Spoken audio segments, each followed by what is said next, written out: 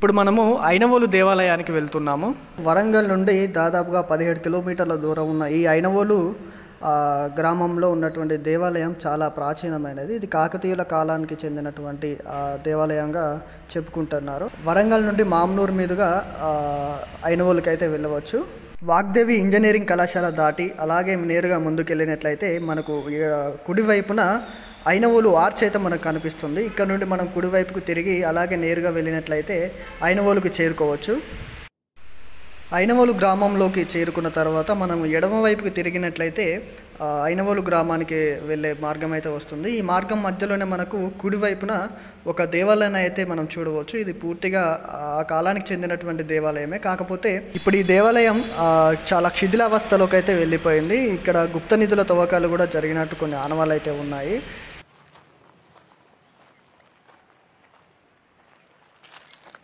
ఇలాంటి దేవాలయమే మరొకటి గ్రామం మధ్యలో కూడా మనం చూడవచ్చు.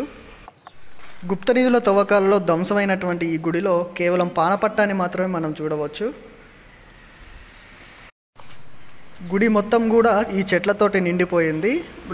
గుడి లోపల గర్భగుడి లోపల కూడా కొన్ని పుట్టలు కూడా మొలవడం జరిగింది. అంటే దీనిని ఎవరు పట్టించుకోకపోవడం వలన ఇలా జరిగిందని అయితే మనం అనుకోవచ్చు.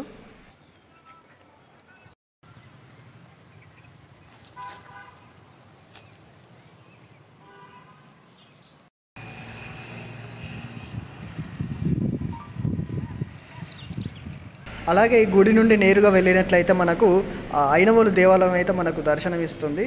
ఐనవోలు దేవాలయానికి ముందు ఒక 2 ఆర్చులతో కూడినటువంటి ఆధునిక నిర్మాణం అయితే మనం చూడవచ్చు.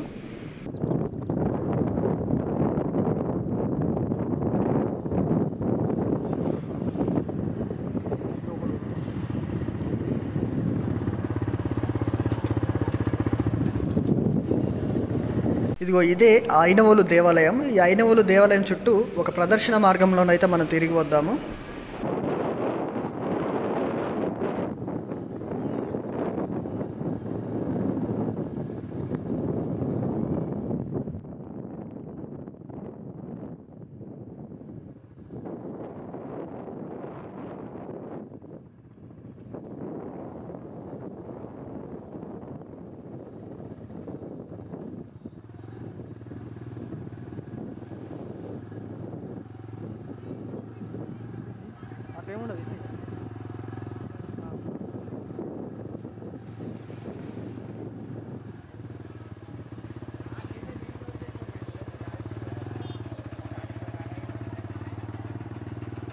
ఐనవోలు దేవాలయంలో మనకు 3 వైపులా 3 కీర్తి తోరణాలను అయితే మనం చూడవచ్చు. ఈ దేవాలయానికి వెళ్ళడానికి 3 ప్రవేశ ద్వారాలు అయితే మనకు కనిపిస్తుంటాయి. వీటిలో ఒక దానిని మనం ఇప్పుడు చూస్తున్నాము.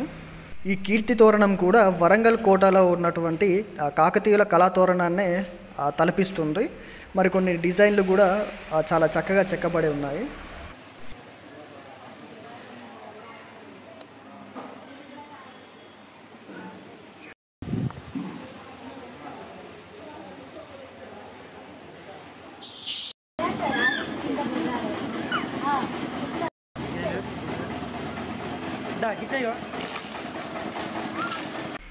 ఇప్పుడు మీరు చూస్తున్నటువంటి ఆంజనేయ స్వామి దేవాలయం ఏదైతే ఉందో ఇది ఐనవోలు దేవాలయం కంటే పూర్వమైనదని చెప్తున్నారు. దేవాలయంలోకి వెళ్ళగానే మనకి ఇక్కడ ఉన్నటువంటి కళ్యాణ మండపం మనల్ని చాలా ఆకర్షిస్తుంది. చాలా అద్భుతమైనటువంటి నిర్మాణం ఈ కళ్యాణ మండపానికి ఉంది.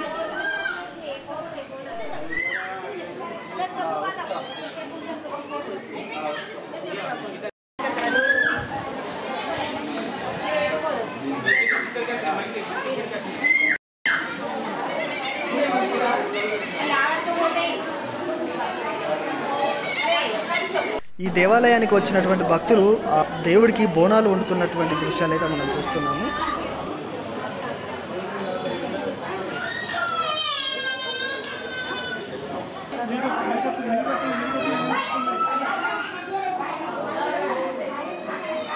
ఈ విధంగా ఐనవోలు మల్లికార్జున స్వామి దేవుడికి అయితే బోనాలు అయితే ఇలాగా సమర్పిస్తూ ఉంటారు. ఇక్కడ పూర్తిగా శాకాహార భోజనాలు అయితే ఉంటాయి. ఇక్కడ మనకు ఒక విగ్రహం అయితే కనిపిస్తుంటుంది. నాట్య భంగిమలో ఉన్నటువంటి ఒక శిల్పం అయితే మనం చూడవచ్చు.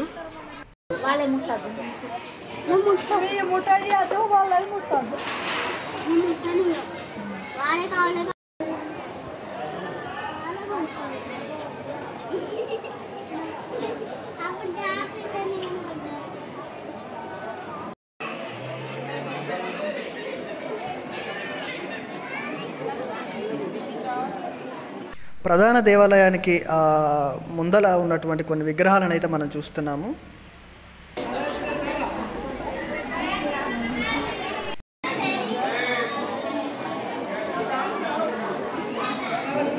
ఈ దేవాలయంలో నంది విగ్రహం అయితే చాలా ప్రత్యేకమని అయితే చెప్పాలి. ఇక్కడ నంది విగ్రహానికి ఉంచినటువంటి ఆభరణాలన్నీ కూడా చాలా చక్కగా చెక్కబడ్డాయి. ఇక్కడ భక్తులు చాలా ఆసక్తిగా నంది విగ్రహాన్ని అయితే పూజిస్తూ ఉంటారు.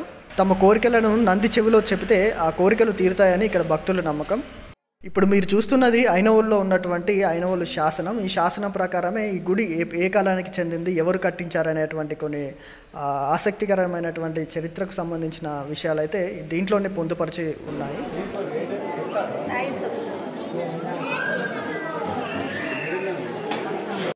ఇక్కడ పాదముద్రలను అయితే మనం గమనించవచ్చు.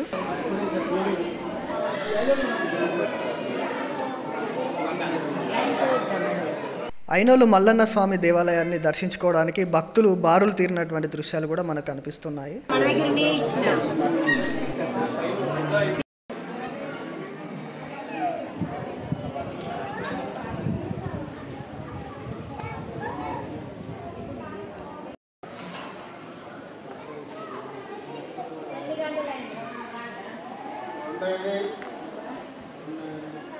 ఐనవోలు దేవాలయంలో ఇలాంటి నాగదేవతలను అయితే మనం అనేకంగా చూడవచ్చు. పలు చోట్ల ఇలాంటి విగ్రహాలు అయితే మనకు కనిపిస్తూ ఉంటాయి.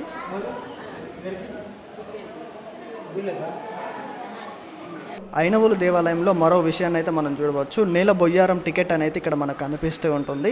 నేల బొయ్యారం అనగా ఏమిటంటే ఈ గుడికి సమీపంలో ఉన్నటువంటి ప్రహరీ గోడలో ఒక స్వరంగ మార్గం ఉండే విధంగా ఈ ప్రహరీ గోడ నిర్మించడం జరిగింది. ఈ స్వరంగ మార్గం నుండి వెళితే మరోవైపు నుండి బయటికి రావచ్చు. ఇక్కడ నుండి వెళ్ళి అక్కడ నుండి బయటికి రావడానికి 10 రూపాయల టికెట్ అయితే ఇక్కడ వీళ్ళు వేచిస్తున్నారు.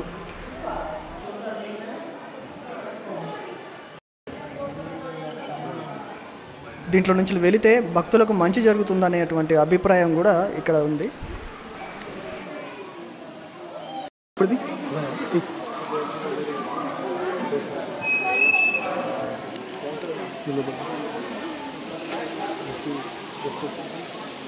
ఐనవోలు గ్రామంలో ఉన్నటువంటి మరో దేవాలయానికి అయితే మనం వెళ్తున్నాము. ఇది ప్రస్తుతం అయితే పూర్తిగా ధ్వంసమై ఉన్నటువంటి దేవాలయము. ఇది పూర్తిగా ఆదరణకు అయితే నోచుకోలేకుండా ఉంది.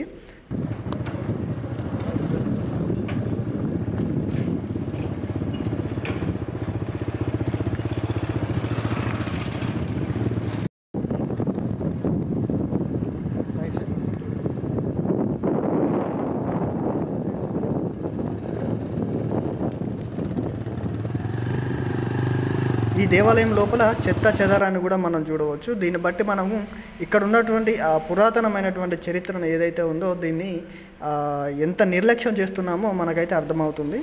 ఈ దేవాలయం లోపల మనకు ఒక వీరగల్లు విగ్రహం అయితే మనకు కనిపిస్తూ ఉంటుంది.